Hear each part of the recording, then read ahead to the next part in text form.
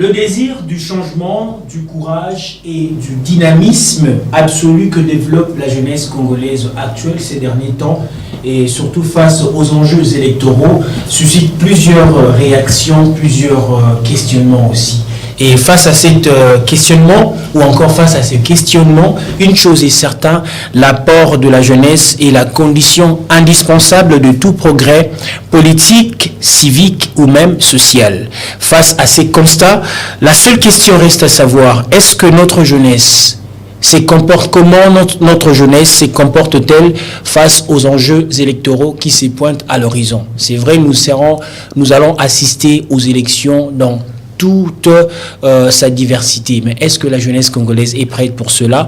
Eh bien, je pense que cette question mérite une réponse. Et la réponse, ça sera bel et bien répondu tout au long de cette émission, l'éditorial. Je rappelle que je reçois pour vous deux jeunes leaders. Il s'agit de Maître Shadrack Plis Kongoy, qui est coordonnateur numérique de l'Union Sacrée, et Monsieur Herman Siala, juriste des formations et analyste politique. Je pense que c'est avec eux que nous allons évoquer ces thématiques ou encore ces sujets développés tout au long de cette émission. Aujourd'hui, nous parlons de l'engagement civique et politique de la jeunesse congolaise face aux enjeux électoraux. Bienvenue à vous, chers téléspectateurs. Merci à vous de nous faire confiance. Et directement, j'irai pour recevoir mes invités. Je commencerai par à ma droite et à votre gauche, chers téléspectateurs. Lui, c'est Maître Shadrack Plis Kongoy. Bonjour et bienvenue. Bonjour, cher Herbie. Merci beaucoup pour l'accueil chaleureux. En tout cas, merci beaucoup d'avoir accepté notre invitation et espérons que vous portez bien comme il faut, malgré l'aspect maquisard que vous avez déjà par rapport aux élections. Je rappelle que vous êtes aussi candidat pour les élections provinciales et même nationales.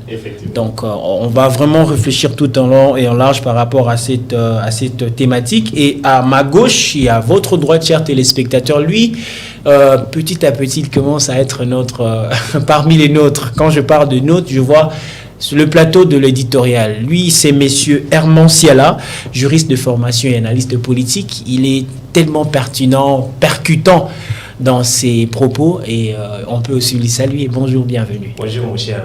En tout cas, je suis encore très content, bien habillé, comme toujours.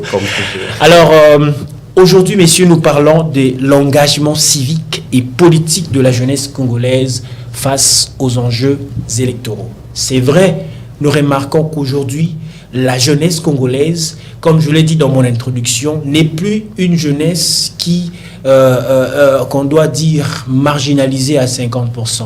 C'est une jeunesse qui commence petit à petit à se réveiller, à voir et à vouloir changer les choses. Mais si on peut parler un peu d'une petite définition, Monsieur Herman, c'est quoi l'engagement civique et politique? Mon cher Herbie, comme vous venez de le dire, cette question est tellement pertinente parce que ça touche les couches même de la population congolaise. Parce qu'étant jeune, on est censé jouer un rôle important dans notre société. Et donc, dire ou encore parler de l'engagement civique et politique, cela renvoie à la participation à la vie politique et sociale. Et donc, chaque citoyen congolais est censé participer à toute activité, à tout acte politique dans la société, bien sûr. Et donc, l'engagement civique, l'engagement politique, je pense que c'est du bonnet blanc. C'est un peu similaire. C'est du contenu et du contenant. Mais est-ce qu'aujourd'hui, on peut dire que dans notre société, la population congolaise est-elle vraiment active sur le plan de l'engagement? Est-ce que la population congolaise s'engage comme il faut, d'une manière civique et politique?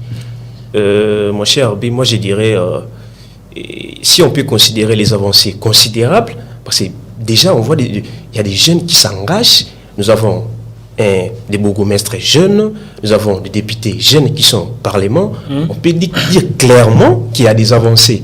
Mais en termes de bilan ou encore de quoi, je peux dire que c'est à 40%.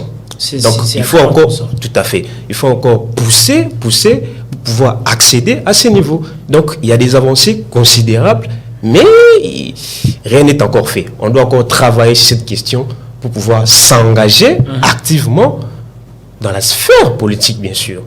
Et aussi civique. Maître Shadrack Plis-Kongoy, vous êtes aussi un leader d'opinion et vous encadrez aussi pas mal de jeunes. Comment est-ce que vous pouvez développer, encore expliquer ce concept, cette dualité des concepts, l'engagement civique et politique? Merci beaucoup, cher Herbie. Étant que porteur d'une phrase motivante, l'engagement civique et politique de la jeunesse conduit au changement radical d'une nation. Je dirais à ces mots, l'engagement civique n'est rien d'autre que la participation de la population à tout ce qui est lié au civisme. L'engagement politique est aussi la participation à tout ce qui est lié à la politique. Okay. Et aujourd'hui, les avancées sont vraiment significatives. Et nous les voyons, ces avancées sont effectives grâce au leadership d'une personne que je peux citer, le président de la République, Félix-Antoine Tshisekedi Tshilombo, que je salue. Pour moi, c'est lui le père, d'abord, du renouvellement de la classe politique et du rajeunissement de la classe politique. Aujourd'hui, la classe politique est rajeunie grâce aux efforts du président de la République, Félix-Antoine Tshisekedi. J'ai suivi mon co-débatteur qui disait tantôt, nous avons des bourgmestres jeunes, nous avons également des mandataires jeunes, nous avons des ministres jeunes. Et pour nous, nous espérons que la volonté qui est effective grâce au leadership du président de la République pourra nous amener à un renouvellement qualitatif de la classe politique. Donc je crois que lorsque je parle du renouvellement qualitatif, je fais allusion à un renouvellement qui ne se fera pas par la quantité, mais plutôt par la qualité des animateurs de la res publica après les élections. Donc nous voulons ce renouvellement qualitatif. Ce renouvellement passera par la voie électorale. Et pendant ces renouvellements, s'il faudra anticiper déjà, nous voulons que la jeunesse congolaise soit réellement les acteurs à ces renouvellements qui sera un renouvellement historique. Je pense que c'est dans ces mots que je peux d'abord citer. Mais est-ce qu'il y a-t-il une nuance ou corrélation qui existe entre les deux concepts par rapport aux enjeux électoraux, l'engagement civique et politique? Il y a quelque chose qui les lie, par exemple? Bien évidemment, il y a la corrélation lorsqu'on parle de l'engagement civique et l'engagement politique. Donc pour moi, ce sont des concepts qui marchent de pair, des concepts qui sont, permettez-moi le mot, jumellistiques en quelque sorte. Donc nous avons l'engagement civique, nous avons l'engagement politique. On ne peut pas parler de l'engagement politique sans parler de l'engagement civique. Parce que si nous voulons changer les choses, si nous voulons que les pays changent, nous devons avoir des bons citoyens qui seront engagés aussi politiquement. En parlant un peu de la citoyenneté, aujourd'hui nous remarquons ces fameux concepts de la nouvelle citoyenneté. Est-ce que le Congolais, la jeunesse congolaise, est-elle renouvelée d'une manière citoyenne, si je peux me permettre de le dire ainsi? Parce que vous avez dit tantôt qu'il y a une corrélation ou une nuance entre l'engagement civique et politique. Est-ce que la jeunesse congolaise actuelle est-elle civiquement civilisée ou a une bonne civilisation? Bien évidemment, les avancées sont vraiment significatives. S'il faudra faire un rétropédalage, les années antérieures, c'était tellement compliqué de voir le jeune que nous sommes, d'avoir des notions de civisme. Et aujourd'hui, nous avons des jeunes qui sont engagés, qui portent haut et fort les combats du renouvellement, mais les combats aussi de la nouvelle citoyenneté. Bien sûr, c'est un combat qui n'est pas si facile, mais pour moi, je pense que les avancées sont significatives, palpables même.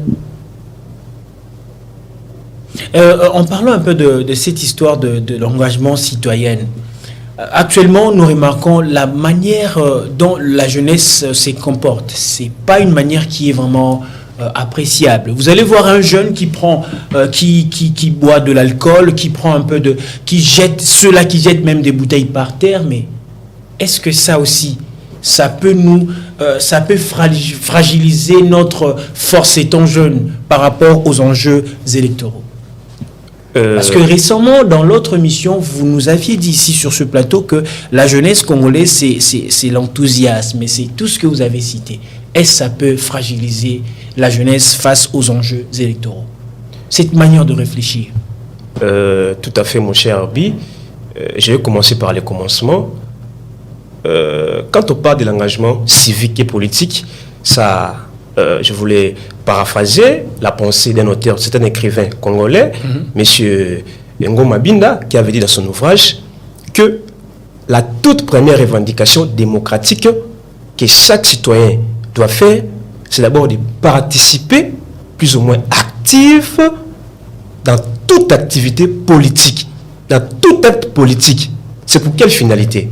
Pour d'abord avoir la transparence, de la bonne gestion, de la bonne gouvernance et pourquoi pas poursuivre les progrès de la nation. Et donc, l'engagement civique aujourd'hui, ce qu'on parle, a une importance primordiale, a une importance capitale. Et donc, dire, si je reviens à votre question, de la fragilisation, si on peut parler de la fragilisation, parce que quand tu as parlé, tu as cité un exemple, c'est un exemple des antivaleurs. Le fait de jeter une bouteille, de toutes ces... En fait, ce sont des antivaleurs. Oui, les antivaleurs fragilisent cette question de l'engagement civique. Parce que quand on dit, c'est étymologiquement, kiwis à latin, ça signifie citoyen d'un pays. C'est un national. Donc, un individu qui a les droits et les devoirs vis-à-vis de son État. Parce que tel que nous sommes là, nous sommes des citoyens congolais. Nous avons des droits, nous avons des devoirs. Est-ce que le citoyen congolais d'abord connaît ses droits et devoirs? Parce qu'aujourd'hui, vous allez assister aux arrestations arbitraires. Vous allez assister à des... C'est compliqué. Vous allez voir un chauffeur qui est en train de... ce que nous appelons Koboula, tout ça. Et vous allez voir de messieurs qui se présentent, non présentés. Est-ce que le Congolais connaisse d'abord le devoir et droits qui sont dus à leur personnalité?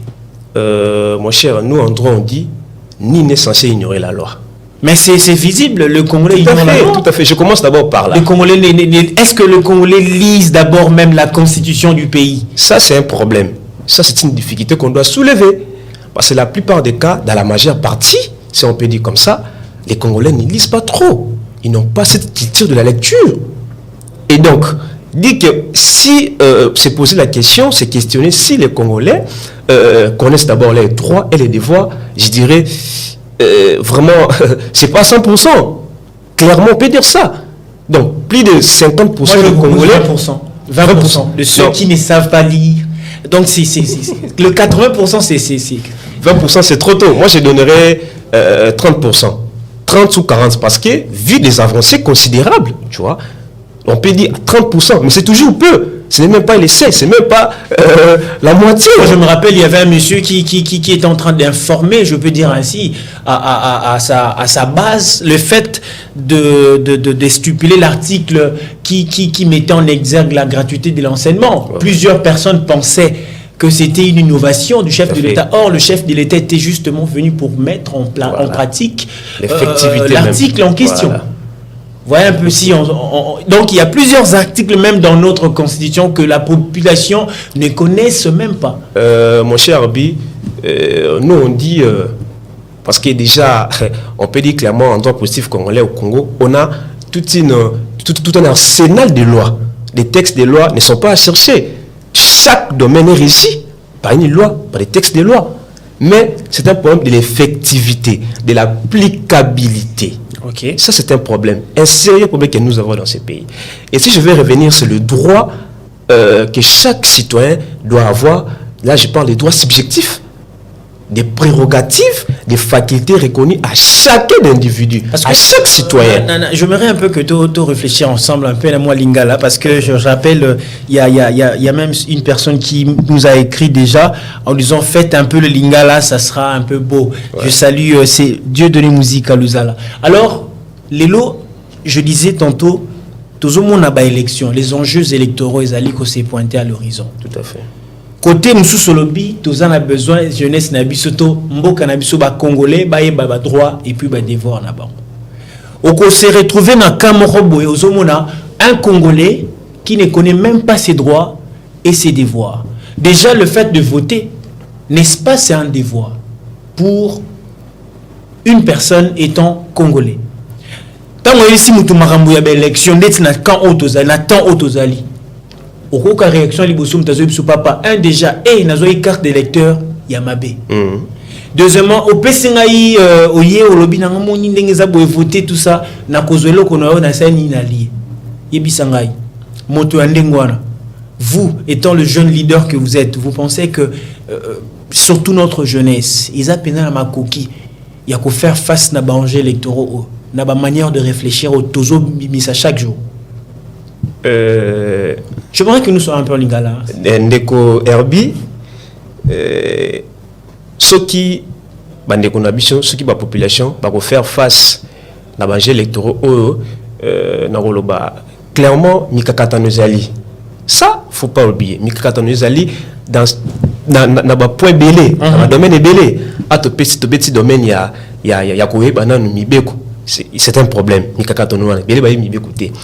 C'est que comment est-ce que Boni Baroeba, jeux électoraux, dans le vote, quoi, les élections, le fait d'élire des représentants et tout.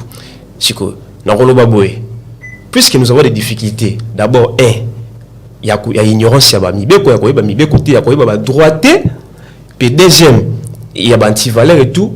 Et nous, en tant que jeunes, moi, en tant que jeune leader, c'est un devoir, ou voire même une obligation, tu vois, que vis-à-vis de la population ignorant, jeunes ignorant, qu'on faire comprendre parce que déjà, l'une des formes d'un engagement civique et politique, c'est l'effet de voter. Quand on est devant les urnes, les suffrages, quand on vote, c'est déjà un des engagements civiques. Ça, il ne faut pas oublier. Voyez-vous. Et donc, moi, je pense que nous, en tant que jeunes leaders, il faut que ça, on dit ça comme ça. Donner des réponses. Voilà. On peut savoir la réponse. Voilà. La population, qu'on faire comprendre qu'on faire comprendre qu'ils doivent s'engager parce que l'une des définitions, c'est donné par un auteur, je pense que c'est un écrivain français, Guy Rocher, qui avait dit l'engagement civique, c'est aussi le fait où la communauté sert ensemble. Tu vois, il y a cette union des gouvernés et des gouvernants, des dirigés et des dirigeants. Est-ce que Maître Shadrach, en se référant un peu à cette pensée, est-ce qu'il y a de l'union? L'union en lingala Bosangani. Est-ce que Bosangani ezali penza entre ba gouverner na ba gouvernant na katamboka na biso na société na biso? Je pense que s'il faut kolobela makambo et sangisaka en quelque sorte ba gouverner na ba gouvernant ils ont vraiment ya motuya na mboka na biso. Gouverner na gouvernant basanganaka na eloko moko o ezali bolingo ya mboka yango nde sangisaka gouverner na gouvernant et na mboka na biso ekolo Congo eloko esali ke gouverner na gouvernant basangana, c'est parce que mokonzi ya mboka Félix Antoine Tshisekedi Tshilombo alakisa la biso et le remoko que les Congolais ont souvent l'habitude de dire la défense de l'intérêt général. Et la défense de l'intérêt général que le président de la République a démontré, c'est grâce d'abord à son école politique, grâce aussi à ses enseignements politiques récits par son père biologique et son père politique, les Sphinx de Limété. Pour lui, c'était les peuples d'abord. C'est ça l'idéologie du président de la République, Félix Antoine Tshisekedi Tshilombo. Et déjà, avec ces slogans, qui n'est pas maintenant un slogan, c'est maintenant toute une vie pour lui, le peuple d'abord, nous suivons avec attention Bosangani-wana. Parce que le président de la République fait une politique de proximité. C'est la proximité qui fait en sorte que les dirigeants soient proches de la population, de la base. Donc les lots, c'est ça sous tabouté. C'est effectif.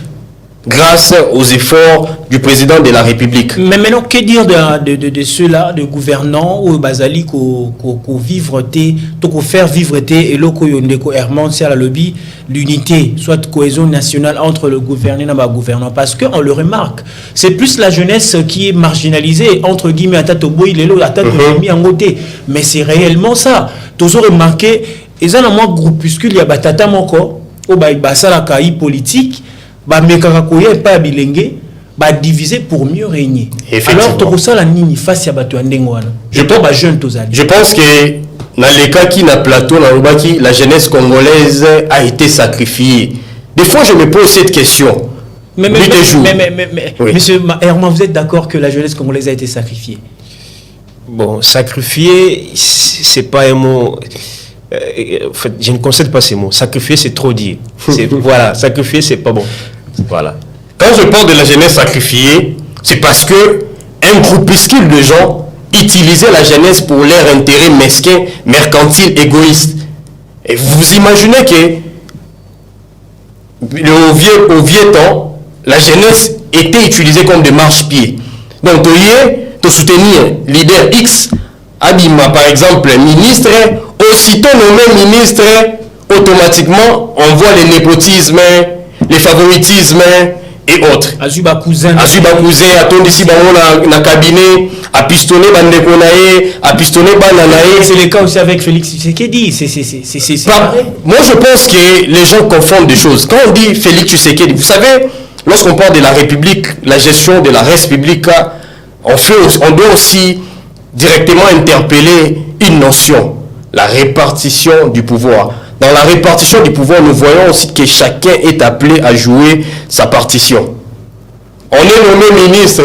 Vous savez, un moment, nous étant qu'intellectuels, on réfléchit en amont et en aval. On s'est dit, bon, s'il arrivait aujourd'hui, on me nomme ministre, est-ce le président de la République sera derrière moi à chaque minute, à chaque seconde? Je ne crois pas. C'est ce qui se passe maintenant. On vous nomme ministre, le président de la République donne l'impulsion et vous dit, bon, voilà, travaillez pour l'intérêt supérieur de la nation. Point barre. Et le reste, c'est la conscience. Parce que lorsqu'on fait la politique pour l'intérêt supérieur, je ne vois pas qu'une fois nommé quelque part, nous allons utiliser la même pratique utilisée les années antérieures. Aujourd'hui, avec Félix Tshisekedi veut rajeunir la classe politique. Félix Tshisekedi veut donner l'opportunité à ceux qui méritent. Aujourd'hui, on a même des mandataires qui ne sont pas membres des partis politiques. Ils n'ont pas été parrainés par X ou Y, mais nommés mandataires. C'est ce que nous avons toujours voulu. Il faut mettre des hommes capables de changer la gestion de la chose publique. Il faut mettre des hommes capables d'apporter haut et fort les déshydratats de la population auprès des autorités compétentes. Donc je crois que dire que Félix Tshisekedi continue avec les pratiques malsaines, je dirais que c'est faux. Avec Félix Tshisekedi, c'est la rupture. Avec Félix Tshisekedi, c'est les changements. Avec Félix Antoine Tshisekedi Tshilombo, c'est le renouvellement qualitatif de la classe politique qui passera par la voie électorale. C'est le renouvellement de la classe politique, c'est le renouvellement qualitatif de la classe politique qui passera par des élections. Effectivement. Mais du côté de M. Herman Siala, vous êtes d'accord qu'aujourd'hui la jeunesse congolaise n'est pas sacrifiée ou est sacrifiée? Mon cher Abi. Sacrifiée par l'ancien régime. Et ça continue jusqu'à aujourd'hui. Quand j'ai réfuté les verbes sacrifier, c'est avec raison. Je m'explique. Je ne vais pas concéder, accepter que moi, personnellement, que je sois sacrifié par un régime, quelque chose. Je peux dire, je peux concéder, instrumenter ou manipuler. Oui, ça, je suis d'accord. Tu vois ça? Manipuler, instrumentaliser, je suis d'accord. Mais sacrifier, non. Et pour rebondir sur les propos de mon co-débatteur, je ne suis pas ici pour défendre un camp ou le président ou tout. Je ne suis pas là pour ça. Je suis là pour analyser les choses. Et déjà, je vais me convenir avec ce que a dit mon camarade, c'est qu'il y a des avancées considérables, surtout avec la présence du président qui est en place, M. Félix Tshisekedi. Donc, on peut dire clairement qu'il y a des avancées avec lui, parce qu'il a quand même cette volonté de pouvoir changer les choses, de pouvoir apporter des innovations à cette nation. Parce que déjà, nous avons eu à avoir des vieux papas qui ont eu à travailler pendant des longues années, mais ils nous ont rien produit. Surtout en ce qui concerne la jeunesse. Parce que la jeunesse, c'est l'âge du possible. N'oubliez pas, j'avais dit ça. La jeunesse, c'est le temps des accélérations. La jeunesse, c'est le temps qui est devant soi, comme disait le célèbre auteur français, Jean-François.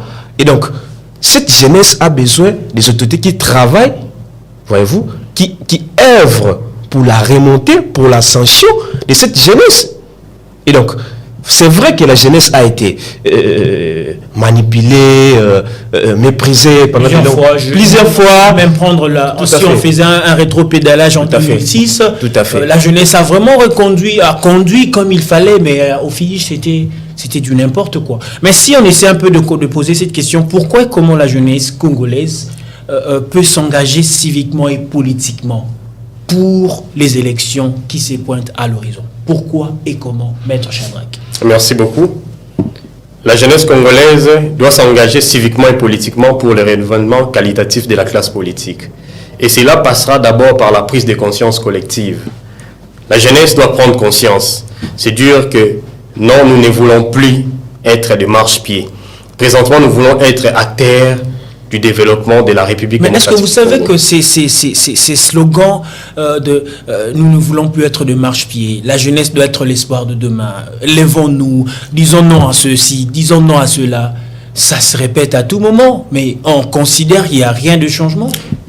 Je pense que si ça se répète en tout moment, c'était dans le passé. Aujourd'hui, la jeunesse doit saisir l'opportunité. Nous avons un modèle. Permettez-moi, parce que c'est un modèle pour moi qui suis politique. Le président Félix Antoine Tshisekedi veut rajeunir la classe politique. Donc vous voulez dire aujourd'hui, les élections qui se pointent à l'horizon presque dans 3 mois, oui, c'est une opportunité pour la jeunesse congolaise? Dire que c'est une opportunité, je peux dire oui et je peux aussi dire non. C'est une opportunité comment? Pour les jeunes qui se préparent en conséquence. Ce n'est pas une opportunité pour les jeunes qui attendent, qui pensent que non, je connais XY à la CENI, il sera nommé. Parce que sous Félix Tshisekedi, je crois que les élections seront des élections crédibles, apaisées, transparentes. Les jeunes qui se préparent, les jeunes leaders qui prennent au sérieux les combats politiques, je pense que c'est une opportunité pour eux. Et les jeunes engagés politiquement, bien évidemment, c'est une opportunité. On ne peut pas parler du renouvellement de la classe politique sans pour autant parler de l'engagement politique. Parce que pour accéder au pouvoir, nous devons s'intéresser de la politique. Si on ne s'intéresse pas de la politique, comment on peut accéder au pouvoir? Mais une jeunesse qui s'est dit, bon, écoutez, en 2006, nous avions eu à donner les pouvoirs, nous avions eu à accompagner monsieur X au pouvoir, et du coup, on n'a pas pu se retrouver dans le partage du gâteau. On revient encore en 2018, c'est la même chose. Bientôt là, nous allons encore assister aux élections. Mais vous allez entendre des jeunes qui disent, mais écoutez, Maramba politique, on est allé biseauter. Comment expliquer cela? Une jeunesse qui en a marre de faire la politique. Un adage dit, si tu ne t'occupes pas de la politique s'occupera de toi. Et la jeunesse congolaise doit s'occuper de la politique, doit s'intéresser de la politique. Les jeunes qui ont des ambitions politiques doivent s'engager activement dans la politique. Les jeunes, parce que, bon, j'ai souvent l'habitude de le dire, les changements, ou soit la réussite, n'est pas seulement dans la politique. Nous devons aimer ce que nous faisons. Mais lorsqu'on est aspiré, parce que la politique est une vocation, la politique est une vocation. Lorsqu'on est aspiré à faire la politique, on doit le faire avec passion, on doit le faire avec amour du pays. Et on doit le faire pour changer les choses surtout, pour apporter une pierre à l'édifice. Je crois que lorsqu'on a des jeunes pareils, je crois que ces jeunes viendront avec un nouveau vent, une nouvelle énergie pour le renouvellement qualitatif de la classe politique. Vous allez apporter renouvellement, changement de la classe politique. Avec quelle opportunité, avec quel contenu, vous, la jeunesse? D'abord, pour arriver à cette question, je voulais répondre, c'est la même question. Comment et pourquoi l'engagement civique et politique? Déjà, il faudrait ici recadrer les choses et pourquoi pas recentrer les choses. Déjà, quand tu poses la question, comment cet engagement va se faire, civique et politique? déjà, pour arriver à cette question, je voulais d'abord citer les modes, même les formes par lesquelles cet engagement doit passer. Il y a d'abord l'effet d'adhérer dans un parti politique. Parce que nous, on parle de la jeunesse. Quand la jeunesse doit accéder à cette sphère de prise de décision. Parce que déjà, c'est l'une de, je dirais même l'une de l'importance même de pouvoir s'engager. C'est d'abord l'effet de participer activement dans les sphères de prise de définition. Faire s'adhérer dans des partis politiques aujourd'hui, c'est vrai. En République démocratique du Congo, on peut recenser plus de 600 partis politiques. Voilà. C'est tellement exorbitant, ces nombres. Mais avec cette histoire de pluralisme ou de multipartisme, si je peux me permettre de dire ainsi, quel parti politique un jeune peut s'adhérer et puis faire activement la politique avec tous ces vieux que nous connaissons, les vieux loups que nous connaissons? Mon cher Abi, je voulais d'abord terminer mon idée parce que le feeling était là, mais je vais chuter sur cette question. Je parlais des formes par lesquelles cet engagement doit être réalisé. Tu vois? Et donc, je parle d'abord le fait d'adhérer dans un parti politique. C'est une des formes de l'engagement civique. Tu vois? Le fait de participer, voire même dans des débats où l'intérêt général, parce que l'intérêt général, c'est ce qui est même le socle, la clé de voûte même de la communauté, du pays. Parce que chaque dirigeant doit travailler pour l'intérêt général, l'intérêt de la population, et non faire de la politique du ventre, comme on dit. Et donc, moi je pense que le fait d'adhérer dans un parti politique, c'est l'une des formes d'engagement. Le fait de participer même dans des débats où l'intérêt général du pays est mis en moule ou encore est mis en débat. Le fait aussi de pouvoir participer même dans des marches ou des revendications où on réclame, voyez-vous, l'intérêt général du pays. Et donc, c'est la question, pourquoi cet engagement civique? Je répondrai en disant ceci, que cet engagement, ça facilite même la transparence. J'avais dit ça en amont, tout en illustrant la pensée de Ngoma Binda, qui est un auteur congolais, qui avait dit que la toute première revendication démocratique que chaque citoyen doit poser, c'est d'abord de participer dans tout acte politique. Pourquoi? Pour la transparence de la bonne gestion, pour la transparence de la bonne gouvernance. Et pour quel but? Pour la poursuite du progrès de la nation ou du pays. Et donc, moi je pense que cet engagement, c'est aussi une des formes que chaque citoyen doit utiliser pour contrôler. Et donc, l'engagement civique, voilà une autre définition. L'engagement civique et politique, c'est un contrôle que doit exercer chaque citoyen, chaque dirigé vis-à-vis des dirigeants. Tu vois ça? Et donc, sur votre question, vous avez dit... Le multipartisme, comment vous avez dit que l'engagement civique doit aussi passer par le fait que la population ou les citoyens puissent s'adhérer dans des partis politiques. Mais quel parti politique s'adhérer? Parce qu'aujourd'hui, on assiste à plus de 600 partis politiques. C'est énorme. C'est énorme, mon cher. Ça, il faut le dire clairement. Qu'aujourd'hui, c'est vrai que nous sommes dans la démocratie. Parce que la démocratie, déjà, quand on parle de l'état des droits, c'est aussi ça, une autre définition de l'état des droits. Parce que ce n'est pas seulement le constitutionnalisme, ce n'est pas seulement la séparation des pouvoirs, ce n'est pas seulement le respect de nos libertés fondamentales, mais surtout, c'est cette démocratie qui est le pouvoir du peuple par le peuple pour le peuple. Et donc, le multipartisme fait partie de la démocratie. Exact. C'est le régime actuel que nous avons. Mais à la question de savoir si c'est bon ou mauvais, cet multipartisme, et je dirais, la quantité, bon, moi je vais m'appeler sur la qualité.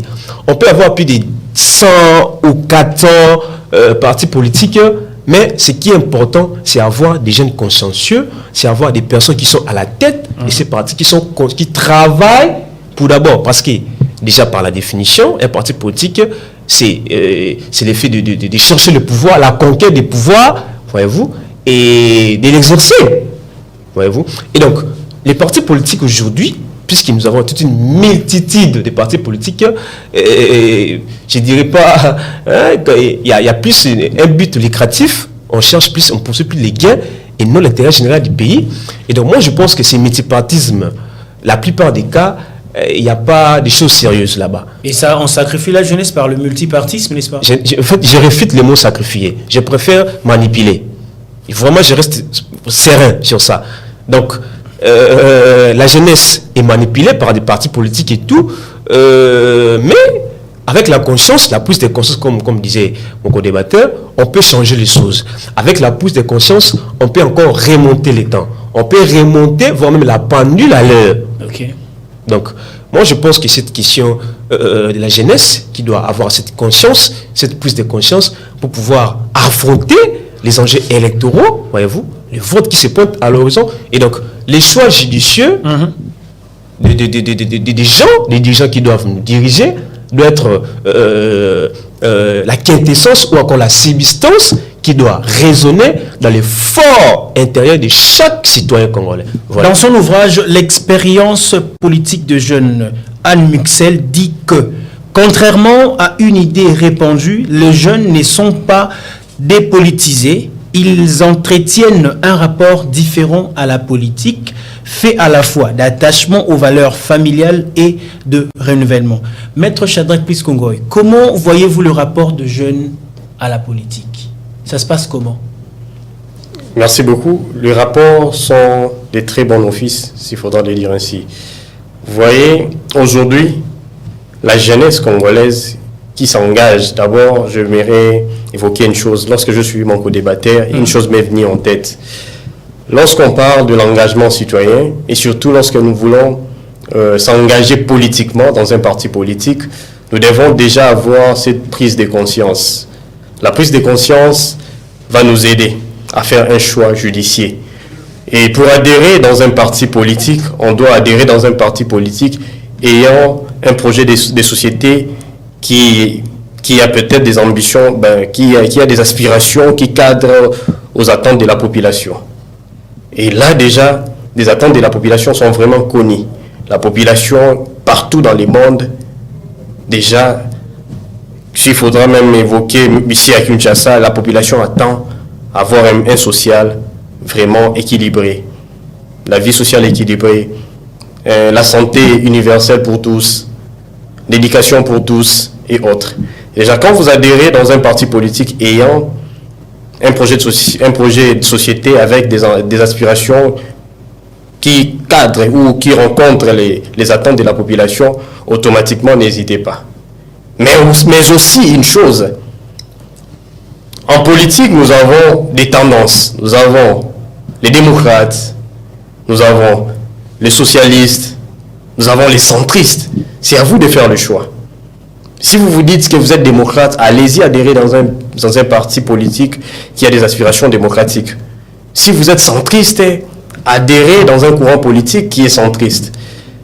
Mais moi, étant que politique, j'ai souvent l'habitude de conseiller aux jeunes d'adhérer soit à gauche ou à droite, éviter d'être au centre. Les centres aujourd'hui, permettez-moi de le dire, les centres, les structures ou les partis politiques centristes, ce sont des partis politiques, ce n'est pas pour choquer les esprits, mais ce sont des partis politiques qui ont peut-être des intérêts cachés, qui cherchent un positionnement. Et lorsque les opportunités se présentent, les centristes quittent les centres pour s'accrocher directement. Ce sont des partis politiques profiteurs. Et effectivement. Et aujourd'hui, nous jeunes Congolais, après avoir suivi le parcours politique de nos vieux, on s'est dit, on ne peut pas s'engager politiquement parce que on est venu nous solliciter de l'argent, parce que un oncle m'a poussé de faire la politique dans son parti politique. Nous autres, on n'a pas voulu faire ce choix. Nous avons eu à avoir des oncles ministres dans ces pays, des oncles conseillers du président de la République dans ces pays. Mais à l'époque, nous étions à l'opposition. Nous avons fait l'opposition, nous avons refusé parce qu'on avait une vision. Et cette vision, c'était d'accompagner l'idéologie que nous avons toujours défendue. L'idéologie est simple, l'intérêt supérieur de la nation doit primer. Et cet intérêt supérieur doit être vraiment un mode de vie pour les jeunes leaders que nous sommes. S'il faudrait revenir à la question posée, les rapports de jeunes à la politique, je le disais tantôt, les rapports sont de bon office. Parce que la jeunesse congolaise aujourd'hui, lorsqu'ils s'engagent, je sens que les jeunes s'engagent pour l'intérêt supérieur de la nation. Les jeunes ne veulent plus faire la politique comme se faisait dans l'état passé avec des ambitions démesurées. Aujourd'hui, nous avons plusieurs jeunes qui sont candidats aux élections législatives nationales de décembre. Et avant, c'était, on adhère dans un parti politique pour soutenir un vieux. Et ces vieux, une fois qu'il arrive, là où il devait arriver, il nous oublie. C'est comme ça que, quand j'ai réfléchi, j'examine la situation politique, les avancées politiques, j'ai souvent des larmes aux yeux. Je dis qu'aujourd'hui, l'histoire retiendra que sous le leadership de l'actuel président de la République, la jeunesse devient autonome. La jeunesse peut se lever un beau matin, dire que, vu mes ambitions politiques, je pense que je dois être candidat aux élections. Vu mes ambitions politiques, je pense que dans mon parti politique, je peux aller déposer mon dossier pour être nommé quelque part. Cette compétition fait en sorte que la jeunesse aujourd'hui puisse se dire que oui, nous sommes l'avenir de ces pays. Et pour moi, je dis, comme dit mon mentor politique, l'excellence Claude Ibalanki, l'ambassadeur étudiant du chef de l'État, qui a souvent l'habitude de dire les réveils, c'est maintenant. Et nous, jeunes, nous devons normalement se réveiller maintenant et dire non à la manipulation politicienne. Nous devons s'engager, faire la politique active pour changer les choses. Là, j'insiste. Vous savez, nous sommes dans une période où les politiques, des fois, viennent avec des mots doux. Les politiques viennent avec des promesses qui demeurent irréalisables. Vous imaginez qu'un candidat député qui se permet de dire à la population « Votez pour moi parce qu'une fois élu député national, je viendrai construire des routes, je viendrai asphalter. » Voilà. C'est comme si on dirait que la population elle-même ne connaît pas. Voilà. Cette démagogie politicienne, nous voulons, nous, qui sommes jeunes leaders, nous voulons dire non à cette démagogie. C'est comme ça que ces derniers temps, les gens me voient, il y a un mouvement contre-campagne. Ces contre-campagnes, ce n'est pas pour mettre des pots de bananes aux anciens politiciens, mais c'est pour interpeller ces politiciens d'arrêter avec la démagogie, d'arrêter avec la vieille politique. La politique actuelle, c'est une politique d'idées. La politique actuelle, c'est une politique où on place l'homme au centre du développement du pays. La politique actuelle, c'est la politique où on dit l'intérêt supérieur de la nation doit primer. Et si on arrive à élire ou à désigner les politiques qui aiment les pays, qui apportent peut-être des idées constructives, nous allons assister à un décollage innovant de la République démocratique du Congo. Nous allons assister à un décollage innovant de la République démocratique du Congo. L'engagement civique et politique de la jeunesse congolaise actuellement, est-ce qu'on peut parler d'un héritage ou question de renouveler la classe politique? Mon cher Arbi, engagement civique et politique aujourd'hui, si on peut parler d'un héritage ou encore de renouvellement, je serais bipartite. En fait, je vais aborder cette question en répondant en deux aspects. Okay. Un héritage, oui, je suis d'accord que c'est un héritage. Parce qu'aujourd'hui, nous sommes des jeunes. C'est nous qui allons diriger demain. Donc la classe dirigeante de demain, c'est nous. Mais vous l'avez hérité chez qui? Ou pas? Chez qui? Qui sont ceux-là qui vous ont légué quand même cet héritage que vous êtes en train de dire aujourd'hui que si vous voulez vous engager civiquement, politiquement, c'est quelque chose que vous avez pris? Tout à fait. Écoutez, mon cher, je pense que cette question à l'émission passée, on avait abordé la question des repères. Est-ce que les jeunes Congolais aujourd'hui ont des repères? Je pense que c'est un peu similaire. Parce que nous, on a eu à voir des autorités, des présidents qui sont passés, Joseph Kasavubu, Mobutu, Kabila et tout. Mais est-ce qu'aujourd'hui la jeunesse congolaise a des repères? Est-ce que la jeunesse congolaise peut s'inspirer de ces personnalités-là? Je pense que cette question est un peu similaire à ça. Parce que si on a des repères, alors on peut parler maintenant d'un héritage. Tu vois ça? N'oubliez pas, être un héritier, c'est quelqu'un qui vient à la succession. C'est quelqu'un qui succède. Tu vois? Il vient prendre des biens, soit matériels, quelque chose comme ça, laissé par une personne. Et donc, dire qu'aujourd'hui, que la jeunesse congolaise s'est posé la question de savoir si c'est un héritage, je dirais oui. Parce qu'aujourd'hui, nous avons des jeunes qui héritent, tu vois. Je prends l'exemple le plus concret dans un parti politique où on voit des jeunes, mais à la tête, c'est un vieux. Mais quand le vieux va partir, la jeunesse aura quand même à remplacer. C'est un héritage. Même des idéaux, ou encore des stratégies ou des stratagèmes qu'il a hérité de ces vieux. Et donc, aujourd'hui, nous avons des jeunes. Je vais citer, à titre exemplatif, les députés qui sont jeunes, les bourgmestres qui sont jeunes, mais ils sont quand même hérités de ces vieux. Parce qu'avant, il y avait des vieux papas, il y avait des personnes âgées, mais quand ils sont venus, quand même, ils ont quand même hérité de ces personnes-là, même des idéaux, quelque chose de comme ça. Et donc, moi, je pense que c'est à des aspects. C'est un héritage, oui. C'est aussi un renouvellement, oui. Je suis un peu là. Renouvellement, pourquoi? Parce que quand je parle de la classe dirigeante de demain, rappelez-vous la pensée des notaires français, je pense que c'est Carlos Molina, c'est un Belge qui avait dit la jeunesse, c'est cette capacité de pouvoir changer des habitudes, mais aussi de pouvoir hériter, parce que la jeunesse, c'est un état d'esprit. Ce n'est pas question de dire de la vie. La jeunesse, c'est un état d'esprit. Et donc, chaque jeune, il est appelé à faire montre, à faire voilà son potentiel, vu les défis qu'il a à relever, ou encore un challenge. Okay. Et donc moi, je pense cette question de renouvellement, c'est possible du côté du renouvellement parce que la classe dirigeante de demain appartient aux jeunes. Mais on va renouveler cette classe dirigeante, mais avec nos idéaux, avec nos innovations, parce que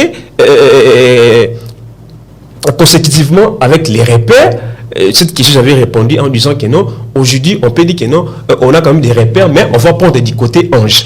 Ce n'est pas toutes ces personnalités qui ont passé, ils ont quand même travaillé. Non, il y a des gens, il y a des autorités qui ont eu à travailler, ils ont fait des bonnes actions, il y a aussi des mauvaises actions. Et donc, nous, on va hériter des bonnes actions.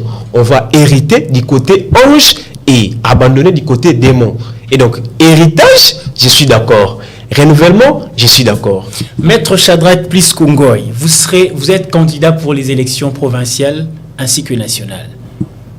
Quelle attitude que vous pouvez justement adopter pendant la campagne, étant jeune que vous êtes, devant vos jeunes ou encore le jeune de la société congolaise, que ça soit dans l'aspect national ou même dans l'aspect provincial?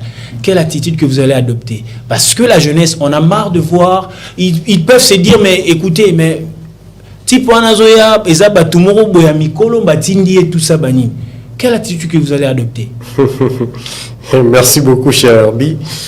Je crois que, pour ceux qui me connaissent, ça fait plusieurs années que nous sommes dans cette lutte. Et au-delà de mes aspirations politiques, je suis citoyen congolais. Et tant que citoyen congolais, j'aime mon pays. Okay. Je crois que quand je dis j'aime mon pays, c'est parce qu'on n'a pas cédé à certaines choses liées aux antivaleurs. Je n'ai jamais été manipulable pour ceux qui me connaissent. Et pour ceux qui m'ont suivi pendant un moment, je suis parmi des jeunes dans un coin qui s'étaient réveillés un bon matin pour barrer la route à une personnalité politique qui se voyait supérieure. Je ne suis pas ici pour citer son nom. Je crois que les gens qui me connaissent, ils savent ce que j'ai subi. Ils savent ce qui s'était passé pendant cette période. Et récemment, c'était déjà sa condamnation. Je n'ai jamais été manipulable. Je fais la politique parce que j'aime ces pays. Mon attitude est liée au combat politique que j'ai toujours mené. Mon combat politique se résume à deux mots: la défense de la jeunesse congolaise et la défense de la femme congolaise. Cette promotion de la jeunesse congolaise fera en sorte qu'on puisse découvrir que les jeunes congolais sont capables d'apporter une pierre à l'édifice. Cette promotion de la femme congolaise fera en sorte que le monde entier découvre la capacité de la femme congolaise d'apporter la solution ou les solutions idoines devant chaque situation. Et aujourd'hui, le président actuel, pour moi, je trouve que le président de la République vient me tenir à la main pour me dire que non, voilà, ces combats que vous avez menés pendant plusieurs années commencent à prendre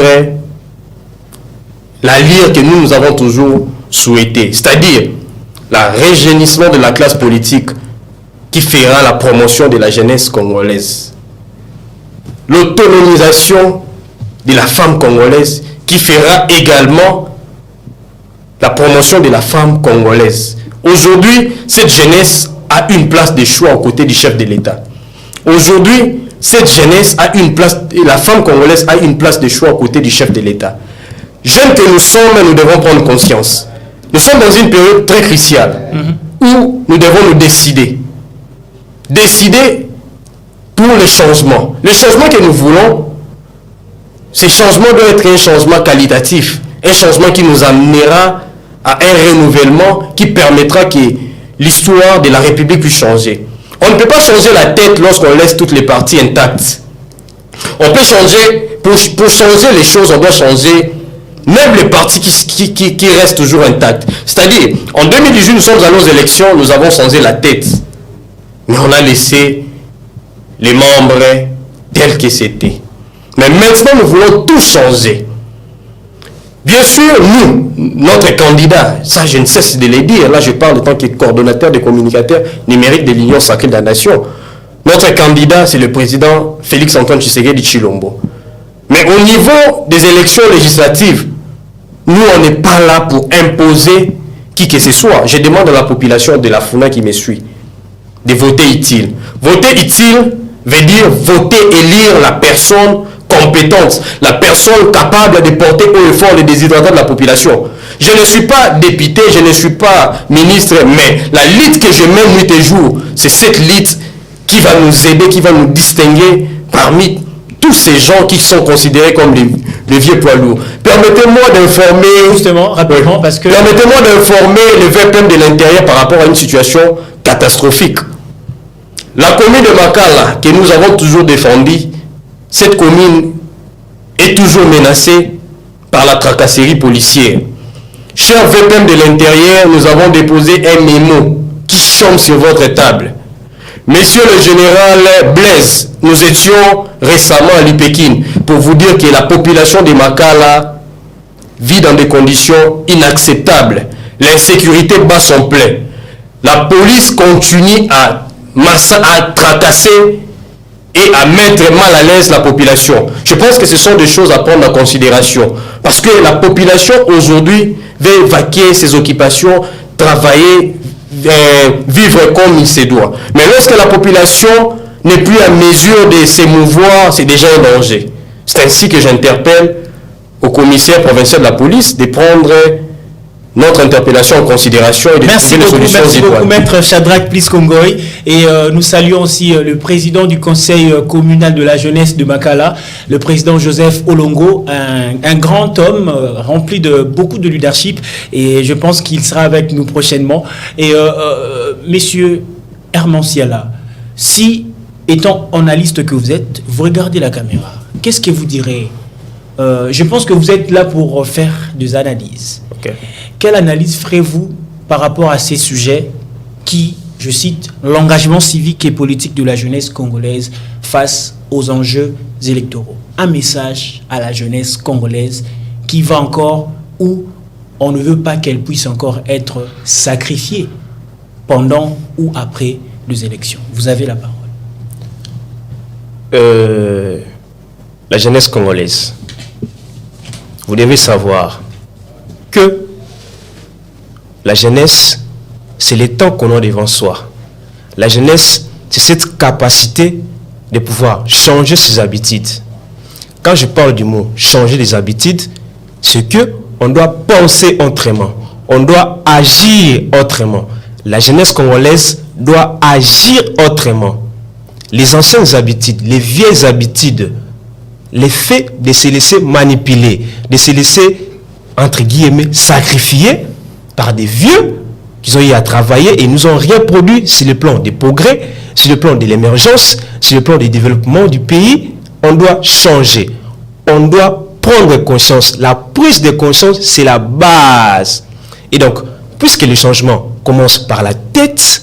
On doit d'abord changer nos mentalités, faire fonctionner nos têtes pour pouvoir accéder au paradis terrestre qui est l'émergence de l'État. Et donc, aujourd'hui, jeune Congolais, toi qui me suis, tu dois prendre conscience, tu dois savoir que l'engagement civique et politique est un droit et aussi un devoir qui t'est reconnu. Tu dois savoir que la participation à la vie politique et sociale, c'est la base. Et donc, c'est aussi un type, une sorte de contrôle que toi, jeune, tu as la possibilité de faire vis-à-vis de nos autorités. C'est en fait l'un des éléments pour pouvoir déceler les fautes même de nos autorités. Et donc, aujourd'hui, jeune Congolais, toi qui me suis, je te convie, je t'appelle, je t'interpelle même à la prise de conscience. Et donc, devant les urnes, les choix que tu seras appelé à faire, ça doit être un choix judicieux. Tu dois avoir la conscience, tu dois savoir que ta vie en dépend. Et donc, tu dois prendre un choix judicieux, tu dois prendre une décision pour pouvoir élire des personnes consciencieuses, des personnes soucieuses qui vont travailler pour l'intérêt général, pour l'émergence, pour le développement et surtout pour le changement de ces beaux pays. On n'a que ça comme pays, on n'a que ça comme patrie. Et donc, travaillons avec cette idée-là. Merci. Merci beaucoup, Maître Shadrack Pliskongoy, et aussi à Monsieur Herman Siala. Vous êtes analyste politique. J'ai vraiment aimé vos analyses. En tout cas, merci à vous, messieurs. Merci. Je crois que cette émission est presque finie. Comme vous pouvez constater, donc, on peut dire aujourd'hui que l'engagement civique et politique de la jeunesse congolaise est en même temps un devoir et un droit.